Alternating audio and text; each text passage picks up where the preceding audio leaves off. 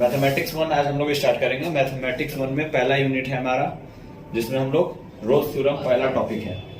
ये हम लोग जल्दी जल्दी कंप्लीट करेंगे क्योंकि एग्जाम हमारे नजदीक आ चुके हैं। फिर सॉरी मिड अरे जो भी है समझ लेना यार। रोल्स थ्योरम हम लोग स्टार्ट करेंगे। रोल्स थ्योरम जानने से पहले मैं आपको बता दूं, जैसे कि हम लोग पहले किया करते थे, फंक्शन एक्स रहता था, मान लो कोई भी रहेगा एक्स स्क्वायर प्लस 4। ये कोई फंक्शन एफ एक्स दिया हुआ है, एफ एक्स स्क्वायर प्लस 4 दिया हुआ है। हाँ, तो जैसा कि हमारा हम लोग देख रहे हैं एक्स स्क्वायर प्लस 4 पहले हमारा हम लोग ऐसे सॉल्व कर चुके हैं। और मान लो एक्स का वैल्यू हमारे को दिया रहता था 1, ठीक है। तो हम लोग क्या करते थे, बस यहाँ पे f1 लिखते थे और f1 लिखने के बाद यहाँ एक्स स्क्वायर एक्स के जगह पे 1 पुट करते थे। बाकी सारा इक्वेशन ऐसे ही हो जाता था। ये हो जाता 1 + 4 = 5। यहाँ तक कोई दिक्कत नहीं सबको। अच्छा, अब हम लोग देखेंगे नेक्स्ट चीज।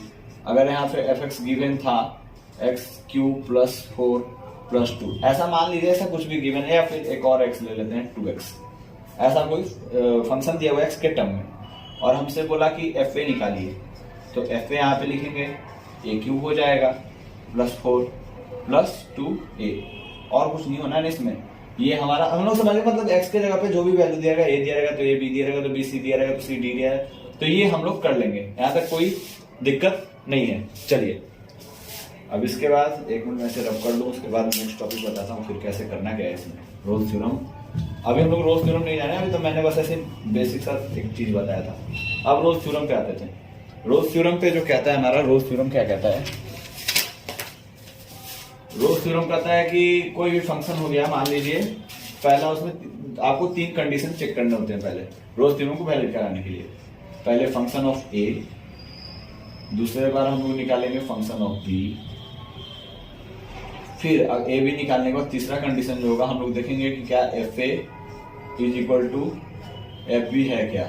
अगर एफ ए = एफ बी हो गया, एफ ए = एफ बी हो गया, एफ ए हम लोग पहले निकाले, एफ बी निकाले, फिर f a = f b check किए, अगर एफ ए = एफ बी हो गया तो इसमें हम लोग कह सकते हैं रोल्स थ्योरम वैलिड। आ गया समझ में? मैं भी क्वेश्चन करवाऊंगा, उसमें समझ में आ जाएगा।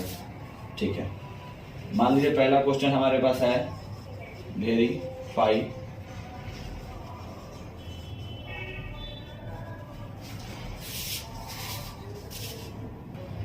हाँ, तो हमारा पहला क्वेश्चन जैसे था, verify Rolle's theorem for F x = x² इन -1 से 1 तक इंटरवल दिया हुआ है।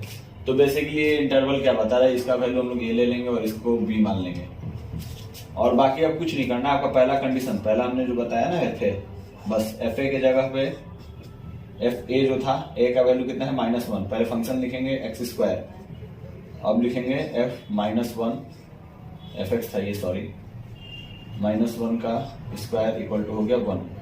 अब आता है हाँ, एफ एक्स था x², यहाँ पे a लिख दो आप, सॉरी, और यहाँ पे था x², यहाँ एफ बी हो जाएगा, b का वैल्यू था 1 का स्क्वायर = 1। तीसरा कंडीशन क्या था, पहला हो गया, दूसरा हो गया। तीसरा कंडीशन मैंने क्या बताया था, अगर एफ ए जो है इक्वल है एफ बी के, जैसे कि हम लोग देख सकते हैं एफ ए हमारा ये रहा, एफ बी ये रहा, एफ ओ और एफ बी इक्वल है, 1 = 1, मतलब ये दोनों इक्वल है, तो हम लोग कह सकते हैं रोल्स थ्योरम वैलिड। आ गया समझ में? रोल्स थ्योरम वैलिड हो गया। यहाँ पे रोल्स थ्योरम हम लोगों ने वैलिड करना सीख गया। अब रोल्स थ्योरम वैलिड करने के बाद, रोल्स थ्योरम वैलिड करने में इतना इजी चीज नहीं आएगा। उसमें आता क्या है, बेसिकली वो पूछते क्या है, एफ सी एफ डैश। अब हम लोग को चौथा चीज जो करना होता है उसमें, ये सी का वैल्यू पूछते हैं। बेसिकली हम लोग को करना क्या है, जैसे कि देखो फंक्शन हम लोग ए बी निकाल चुके हैं, अब एक बार डिफ्रेंशिएट करेंगे। इसका मतलब क्या है, ये डैश है ना, तो उसको डिफ्रेंशिएट करेंगे एक बार एक्स के टर्म में, और उसके बाद जो भी आएगा उस पर सी, मान लीजिए कोई चीज डिफ्रेंशिएट करेंगे तो उसके बाद सी आएगा, और उसके जगह पे सी, बल्कि जो भी फंक्शन आएगा एक्स के जगह पे अब सी पुट करेंगे, और जो पूरे इक्वेशन का वैल्यू आएगा = 0 करेंगे, तो जिससे हमारा सी का वैल्यू मिल जाएगा। अभी कोई दिक्कत नहीं समझ में आया तो जैसे कि हम पुराना क्वेश्चन का एग्जाम्पल लेंगे, उसके बाद इजीली समझ में आ जाएगा। पहला क्वेश्चन क्या था, एफ एक्स था हमारा, क्या था, x² था, कोई दिक्कत नहीं है। चलिए, इसमें हम लोगों ने वैलिड क्या किया था, f1 निकाला था, fa निकाला था, fb निकाला था, और दोनों का ही वैल्यू 1 आया था, जिसे हम लोगों ने बताया था roles theorem valid. Rolle's theorem को हम लोगों ने क्या किया था, वैलिड किया था। तो अब देखो, अब यहाँ पे ये चीज तो वैलिड हो गया। हाँ, तो अब क्या करना है, इसमें एक बार डिफ्रेंशिएट करना है। तो यहाँ पे एफ डैश एक्स लिखेंगे, तो ये क्या हो जाएगा हमारा 2x। अगर आपको डिफ्रेंशिएशन में प्रॉब्लम है तो आप पुराने फॉर्मूलाज देख लो, या फिर आप बोलोगे तो मैं वो भी करवा दूंगा, ऐसे वो जरूरी नहीं होगा मेरे ख्याल से। अब एफ डैश सी रखना है यहाँ पे, तो बस क्या मैंने क्या बताया, एक्स के जगह पे आप सी रख दो, ये हो गया। और इनके जगह पर 0 रख दो, तो एफ डैश सी के जगह पर हम लोग क्या लिख देंगे 0, और ये अपना यू हो जाएगा। अब इससे हमें सी का वैल्यू क्या है 0। आ गया समझ में, यही हम लोग को निकालना था। नेक्स्ट क्वेश्चन हम लोग ट्राई करेंगे, नेक्स्ट क्वेश्चन, और 1 मिनट रुक जाओ। हाँ, तो सेकंड क्वेश्चन आपके पास है, क्या कह रहा है, verify Rolle's theorem for the function f x equal to x x square minus 2x minus x in -4 and 2। तो सबसे पहला चीज हम लोग को गिवन क्या क्या है वो लिख लेते हैं। गिवन है हमारे पास एफ एक्स, जो कि क्या है x square plus 2x minus 8, ठीक है। ए क्या है -4, बी क्या है 2, कोई इशू नहीं, ये हमारा गिवन है। तो हम पहले एफ ए निकालेंगे, फिर हम लोग एफ बी निकालेंगे। तो एफ ए क्या हो जाएगा, एक्स स्क्वायर, ए के जगह पे बस -4 आप पुट करो, स्क्वायर आप लोग ऐसे नहीं लिखना, पूरा लंबा चौड़ा उसको बनाकर लिखना है, पहले ए लिखना, फिर एफ एक्स लिखना, फिर लिखना एफ ए इक्वल टू, तो पेज भरेगा जैसा कि मैम बताती है क्लास में। -8 एफ बी निकालना है, तो 2 का स्क्वायर प्लस 2 इंटू 2 -8। ये पता है ना कहाँ से है, एक्स के जगह पे मैंने बस क्या रखा, यहाँ पे 4 रखा -4, और एक्स के जगह पे फिर यहाँ पे मैंने 2 रखा, और कुछ नहीं था। ये हो जाएगा 16 माइनस 8 ये क्या हो जाएगा 2 2 जा 4 प्लस 4 माइनस 8, ये भी हो गया 0, ये भी हो गया 0। इससे हम लोग क्या पता चला, f a equal to f b. सबसे पहले हम लोग यही करना है, रोल्स थ्योरम को वैलिड करना है। इससे हम लोग पता चला रोल्स थ्योरम वैलिड, यहाँ तक कोई इशू नहीं आना चाहिए। अब सी का वैल्यू निकालना था। सी का वैल्यू हम लोग कैसे निकालते हैं, तो यहाँ पे एफ डैश एक्स निकालते हैं पहले। तो एफ डैश एक्स निकालेंगे तो इसका डिफ्रेंशिएट करेंगे, कहाँ है अपना फंक्शन, अपना फंक्शन था, हाँ ये रहा अपना फंक्शन। तो इसका हो जाएगा 2x प्लस 2, यही होगा इसका डिफ्रेंशिएशन। डिफ्रेंशिएशन में आप लोगों को अगर प्रॉब्लम हो तो आप लोग फॉर्मूलाज पहले का रिवाइज कर लो, वो आपके लिए सही होगा। यहाँ पे आप एफ डैश सी लेंगे, ये हो जाएगा 2c प्लस 2, इसके जगह पे 0 पुट करेंगे, 2c प्लस 2, 2c बराबर -2, c बराबर -1 आपका आंसर होगा।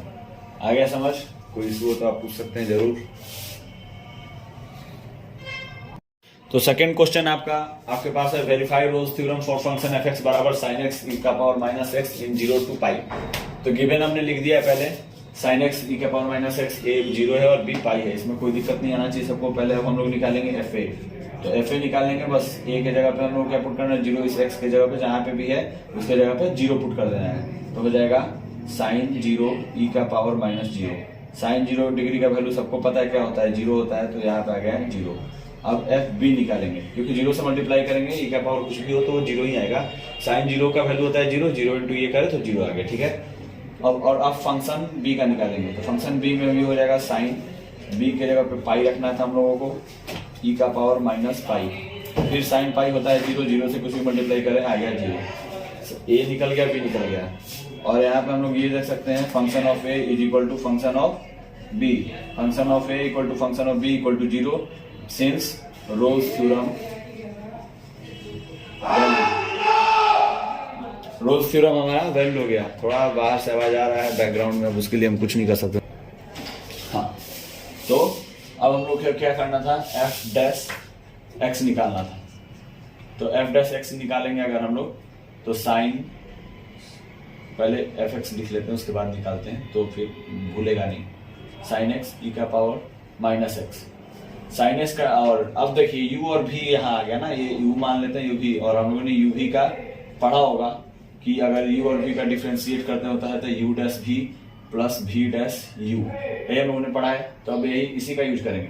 तो यहाँ पहले यू डैश निकालते हैं, साइन एक्स का होगा कॉस एक्स, ये भी ऐसे ही उतर जाता है, फिर प्लस v डैश, तो v डैश देखिए e का पावर माइनस एक्स, तो e का पावर x का जो भी कुछ भी डिफरेंशिएशन होता है e का पावर x, और अब माइनस एक्स का होगा -1, तो यहाँ पे -1 यहाँ ऐसे कर देंगे और साइन x वैसे का वैसा उतर जाएगा।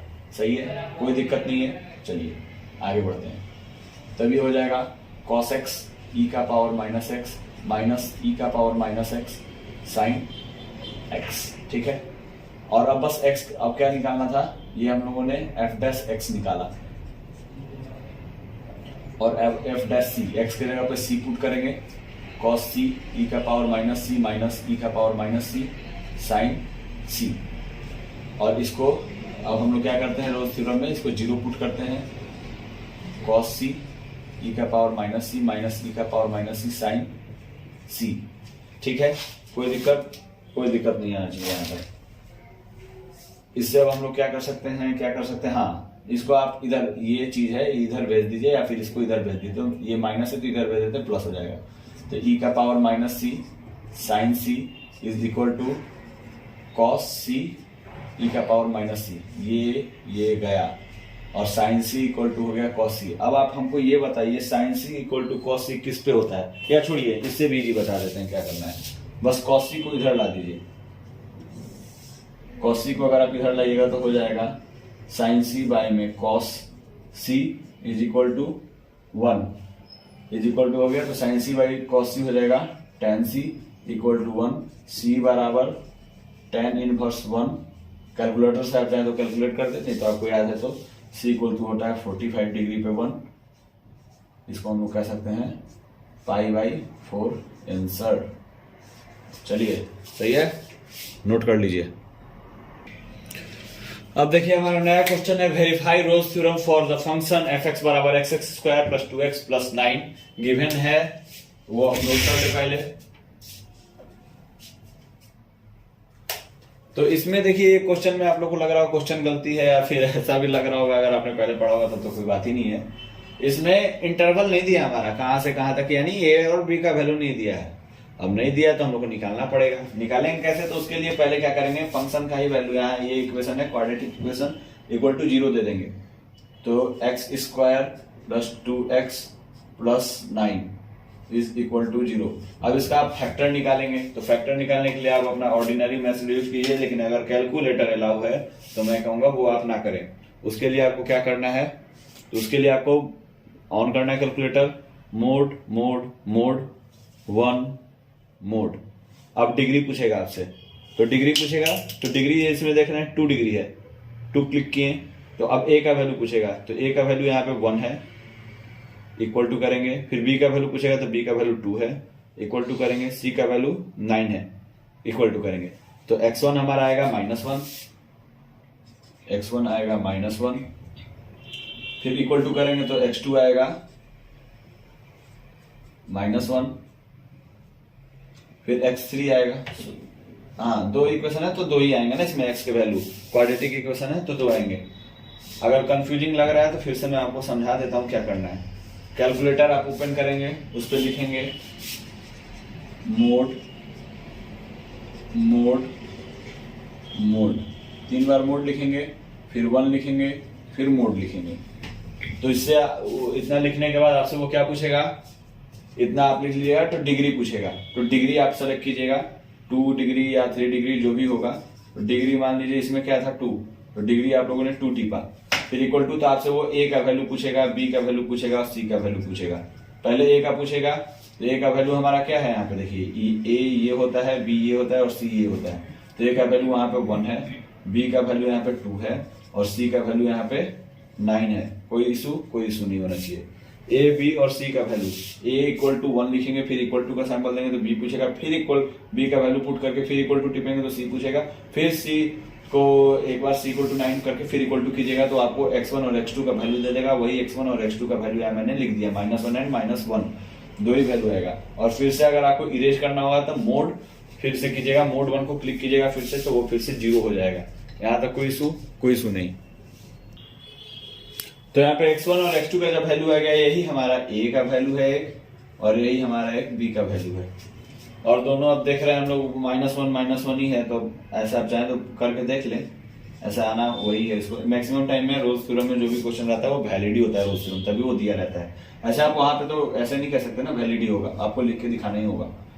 तो आप एफ ए के जगह पे क्या लिखेंगे, -1 का स्क्वायर प्लस 2 इंटू -1 प्लस 9, ये हो जाएगा 1 - 2 प्लस 9, 9 1 10, 10 - 2 8। ठीक है, एफ बी निकाल लीजिए, सेम चीज तो आना है यार।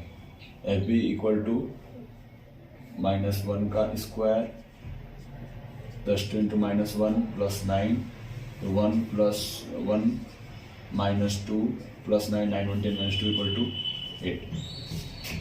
फिर हम लोग वही अपना पुराना काम, f a is equal to f b, Rolle's theorem valid. हाँ, अब इसके बाद क्या करते थे हम लोग, एफ डैश सी निकालते थे। एफ डैश एक्स निकाल लीजिए आप लोग पहले, तो हो जाएगा 2x प्लस 2।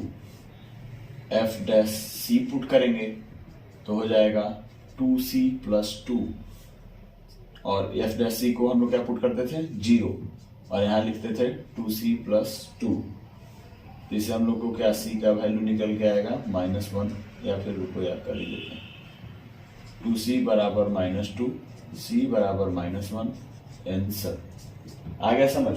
तो अगर आपको वो नहीं दिया रहेगा इंटरवल तो घबराने की बात नहीं है, आप कैलकुलेटर से या तो ऐसा फैक्टर निकाल लो, या फिर आप फैक्टराइज करना चाहते हो बिल्कुल कर सकते हो, आपके पास टाइम है अगर उतना, तो आप फैक्टराइज कर दो उसको। 2 फैक्टर, अगर यहाँ क्यूबिक रहता तो 3 फैक्टर आते, क्वाड्रिक रहता तो 4, सॉरी उसको क्या भी कहते हैं यार, 4 जिस पे डिग्री हो तो उसके 4 फैक्टर आते। ये तो हम लोग बेसिक सा चीज है, इसको हम लोग जानते हैं।